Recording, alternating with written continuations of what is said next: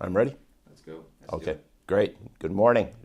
Today's Tuesday, April 23rd. It's a little bit after 9 o'clock, and we're starting our second edition of Ask the Managing Broker.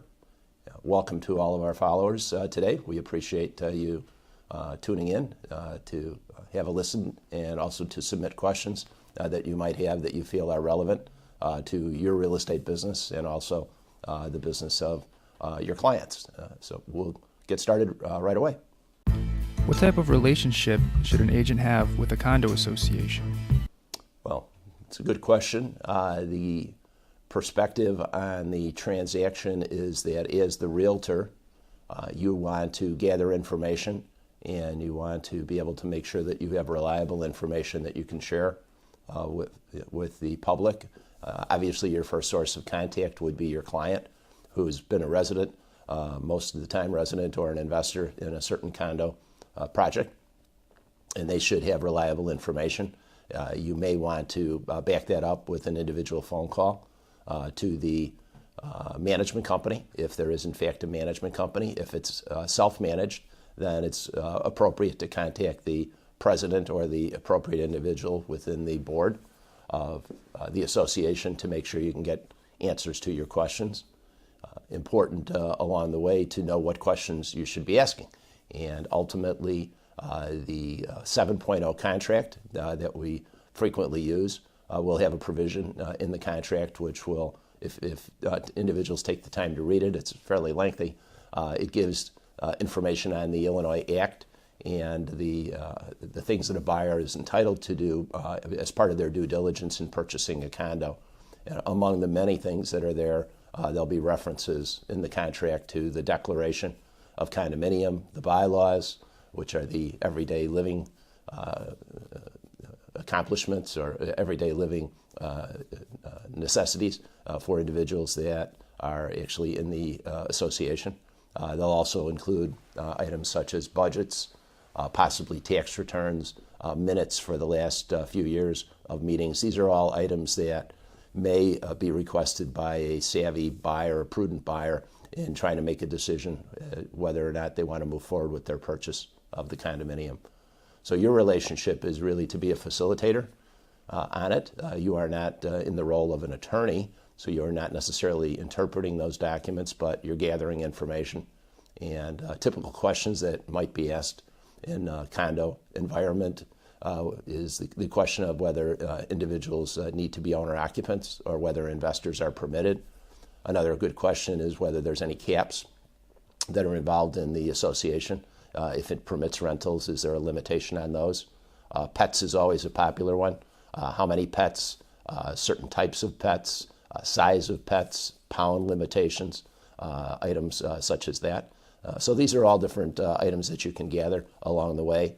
From the financial perspective, lenders may require some financial information about the association. So it's always good to know if they have reserves, adequate reserves, hopefully, and even to know the amount of those reserves. Those are good items for you to pick up really at the listing stage.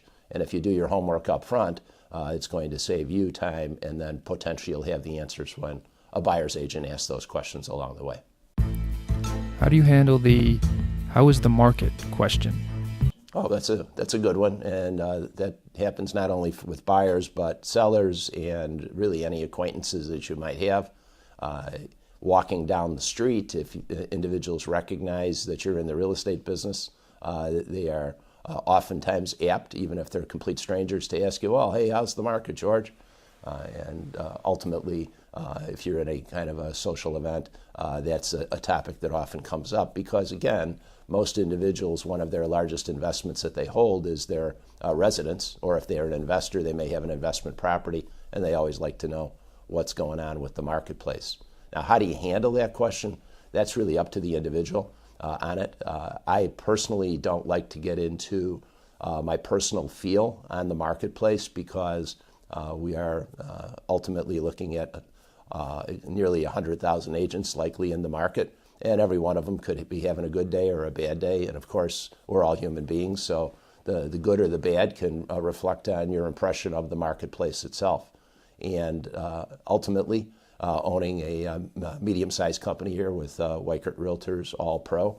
We're going to have individual agents that are doing exceptionally well and some that are not firing completely at any point in the game. That's just part of the real estate business and part of life.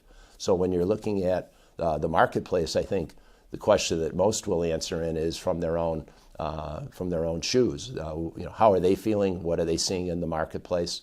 Whatever answer you give, there's a strong likelihood that it's going to be mostly accurate, but not always completely accurate. Every marketplace is different. Currently, right now, in general, many markets, and of course, in the Chicagoland area, Chicago itself, with between 80 to 100 neighborhoods within the city of Chicago, and then 200 surrounding suburbs. You have submarkets there, nearly 300 different marketplaces that you could comment on. You don't necessarily become an expert on each of those markets. So what's going on in one market is not necessarily the same thing that's happening in another market. So it's really hard to be accurate with that question. I think a great response, which is what I always think about when individuals ask me, it's very interesting, is always a great response. So how's the market, George? Very interesting. And for me, it's always interesting because I'm always dealing with unique sets of scenarios for both buyers and sellers. So I think that that's a good one. Another great response is exciting, because exciting really covers it all. Exciting can tell you things are going really well and they're exciting, or sometimes things are just a little bit too exciting along the way, and that can be challenging as you're going through certain transactions. So again, I think it really just comes up to the individual and putting your own twist, your own personality into whatever the response is. I think you'll be fine. How does your role change when acting as a dual agent? Okay. A dual agency is a provision that's carved out within the state of Illinois, and it permits an individual broker to be in a position that they can become a facilitator on a transaction. And typically, if you represent the seller on a transaction, you are then seller's agent and you are the seller's advocate, and you can provide representation to that seller, ultimately, hopefully, providing them with great information. On the counter side, you could be a buyer's agent. And then in that scenario, you're on the flip side, you're providing the buyer with certain information that will assist them to make the purchase. And you're also in a position as a buyer's agent that you can provide counsel to those individuals, both on price and on other details of the transaction itself. Now, the dual agency carve-out is basically a scenario where you sit on the fence as a middle person or a facilitator in the transaction. You represent neither party on it, and that means that under typically your listing agreement with the seller, if it's going to allow a dual agency, that's the start. So if that exclusive agreement that you have, your seller permits a dual agency, that ultimately means that you, under certain circumstances, would not be their representative. You would be the middle person in trying to strike a transaction together, put it together between the buyer and the seller. And so ultimately, the sellers need to sign off on that. Eventually, the buyer needs to be disclosed prior to or at the appropriate time in your contact and relationship with that buyer. If you perceive that they are going to be a candidate after proper disclosure to the buyer, then you can explain the step-by-step approach that you need to work on a transaction if, in fact, you are going to be a dual agent. Bottom line on the transaction for dual agency, you are not going to give pricing information or confidential information about either party. And ultimately, if you are in a position where the buyer permits you to be the dual agent, you are going to prepare the offer on his behalf, and you can complete certain functions within the transaction, such as assisting with financing, arranging property inspections, and other items that are involved in that. But you cannot give recommendations on pricing or recommendations on counteroffers to either parties along the way. So ultimately, how does that get handled? Let's assume that you have a property that's listed for $250,000 and you're the listing agent. you have a scenario that is created where there's a potential for buyer agency, and the buyer indicates that he would be interested in that. When you're preparing the offer, after giving the buyer the proper disclosure, now you get to the pricing levels. And the way that I always handle pricing is just the one that follows the book. Ideally, this is what you're going to be doing, because then you're handling it appropriately. And the way that works is, if your listing is at $250,000, you explain to the buyer. The seller's asking price is $250,000. Anything less than that would have to be negotiated. What would you like to offer?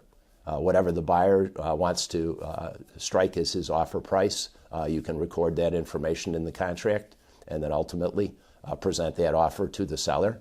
And then it's a similar fashion for seller response.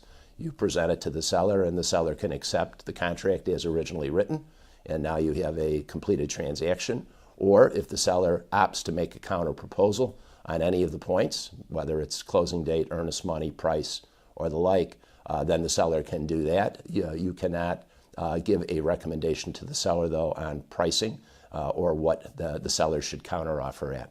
So it's really important that in that listing process, that listing appointment, that the seller understands what their options are on it. They also have the option not to entertain a dual agency. And in that scenario, you are just a seller's agent. And if a dual agency opportunity with a buyer presents itself, you advise the buyer at that time that you're seller's representative only. And then, again, provide them with a disclosure that you can prepare the paperwork for them, but you're not going to be representing them in the transaction. So hopefully that's a kind of a long answer to a short question, but hopefully somewhat encompassing for the question. When should you consider dissolving your relationship with a current client? Okay, that's a good one, because we don't know at this point whether we're talking about a seller or a buyer. It really doesn't matter too much. If it's a seller scenario and you have a written agreement with the seller, and let's say that you come to an impasse along the way, then I'd probably have a conversation, or would have a conversation with the seller. Just be upfront on it. Explain to them that it looks like we're going to be parting ways based on what the seller's expectations are. When we sign a contract, we're not in a position where we are in a position where we want to do our best, for them, but we're not in a position that we can always make every seller happy. Not everyone can be made happy. Not every seller is completely realistic with the marketplace, and sellers may have their own individual motivations, on an individual transaction. So if you have a breakdown along the way on it, and it doesn't look like it's going to be to the mutual benefit of both of the parties, then you can just terminate the agreement. It's always good to have both parties agree to that. On your listing agreement, you can just sign off on it, and the seller can sign off, mutually canceled as of a certain date. They go on with their life, you go on with your life, and sometimes both parties are happier because you're in a scenario where obviously things weren't working for whatever reason. Could be market conditions. It could be just conflict, personality conflict. It could be a lot of different reasons why that happens. But along the way, you'll know the appropriate time, for that. You're running a business also as an agent. You have to make good business decisions, as does the seller, and those things may impact your ability to completely service the agreement as you originally agreed to do.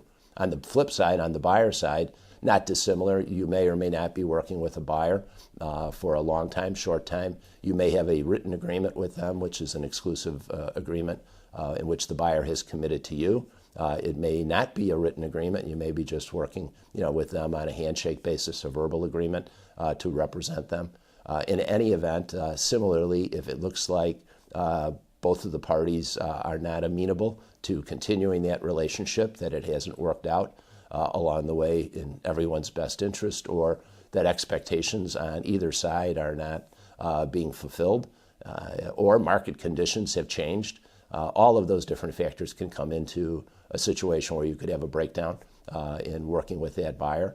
Most of the time, breakdowns in our industry occur because of lack of communication That can be on seller side or that could be on buyer side. So if you as an agent are doing a good job, you're staying in touch, you're providing your clients on either side with best information available in the marketplace, and if it just doesn't work out, sometimes it's better just to move on, let your buyer know that, hey, it looks like he'd be better served or she would be better served to move in a different direction, and then your life will be freed up to be able to move on and hopefully do a better job with other clients that you happen to be representing at that time. When working with a new buyer, should you always sign an exclusive buyer representation agreement? It's always a good practice. Best practices would be to have a exclusive signed, because that's going to define the relationships and the obligations of the parties. It's also going to make sure that if you start working with a buyer, they'll have more than just a commitment to you, a sense of loyalty along the way, that there's actually some meat and potatoes behind the relationship rather than just kind of a handshake scenario. Some individual brokers don't feel comfortable doing that. They would rather not be in a position where they have an agreement in writing with a buyer. Practically speaking, difficult sometimes to enforce those agreements legally. On the flip side, it's never a bad thing to have that agreement so that if an individual that you're working with happens to wander and then starts working on a different property, and you at that point have invested time and effort into the showings with that individual, you want to make sure that you're treating yourself fairly in addition to treating the buyer fairly along the way. Or an agreement, I would suggest a written agreement would be best practices for the industry itself. What should a buyer do if the property that they're purchasing under appraises? Okay. Yeah, that's a great question. We don't control the appraisal process. There are stipulated provisions within the loan process where a third party, objective party, comes out and puts a valuation on an individual property. Are appraisers perfect? No. But appraisers do wield a significant threshold, significant impact on the transaction. Bottom line, if the property does not appraise out, the transaction's in jeopardy. There's different ways to address a low appraisal on a property. One way of doing that might be to submit some comparison properties and ask for a review of that appraisal. Unfortunately, most of the time, attempts at changing the appraisal are difficult to put through unless there's blatant mistakes that were made along the way. Oftentimes, the appraiser will be clued in. They will be looking at a specific neighborhood and following their criteria, which often, again, is 1 mile radius of the property, and typically would be with transactions that have closed within the last 6 months. But there could be some uniqueness to a given property, to a given locale that the appraiser may not be able to recognize. And if that's taken into account in the appraisal process, then sometimes you just chalk it up to that's the way it goes. Let's look at two scenarios there, Gino. One might be an FHA transaction. So if you had an FHA transaction, and I have had these happen before, and you ultimately have an appraisal that comes in, that FHA appraisal is going to be in place for the next 6 months. So it's not going to be able to be renegotiated. You're not going to get a second crack at coming back in and and working through a different pricing level until you wait the 6-month period of time. Why is that significant? That's very important because if you happen to be in a marketplace that a significant portion of that market happens to be government financing, FHA financing, you might find yourself with a lower appraisal in a position that now you've restricted chances to sell that property. So you'd want to explain that to the seller, let the seller know that, and then possibly seek an accord. What can be done on the buyer side? Options for the buyer could be ask the buyer to come up with the difference in the down payment. So that would be now if it's $10,000 short, say on an appraisal, they may have to come up with some extra down payment if they like the house enough, and if they have the financial availability to do that, that's a possibility. Sometimes there can be a negotiation between the buyer and the seller. So the seller may agree to reduce the price of the property by a certain amount, and the buyer might meet and say, well, we'll increase our down payment by a certain amount. Again, this goes back to the buyer's availability to be able to do that. If they don't have the cash, then there's a lot of limitations there as to really what you can do with the lower appraisal. Seller could also concede completely. Seller could say, well, if it's $10,000 light on the price, I really want to sell this property, and they could agree to the lower appraisal, and that it would be at whatever the loan amount would be for the appraised value. So those are some different scenarios that could apply on an FHA transaction.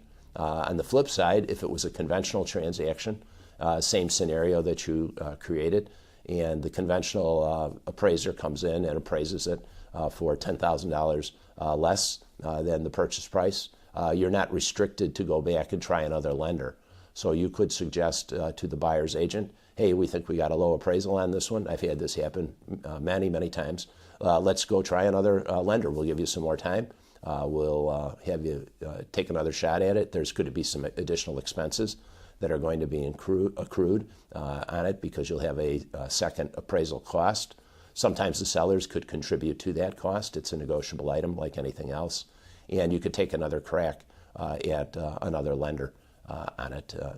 Typically, you can take a look also at the comps that were used by the appraiser. So if you find some glaring mistakes along the way, why the comparables that they used were not pertinent or were not well placed, or if you have some new ones that have come in that interim period since the time the appraisal was completed, that again might be fair game for a future review, and hopefully you'd be able to put your transaction back together again at that point. What are some of your observations about current market conditions? Good. Let's talk about ongoing observations that we have of the market. As you know, I'm a practicing broker, so I don't just sit back, own the company, and manage our other brokers. I'm actually in play on a daily basis. So yesterday I had multiple appointments at all different locations that are there. And I think what we're seeing in the marketplace is varying types of markets, which I discussed in the earlier discussion. I had one property that I went to yesterday. It was multiple offer on it. Again, very modest pricing. Anything that we're seeing in the marketplace now in the price range of $150,000 to $250,000 has a chance to get into a multiple offer scenario.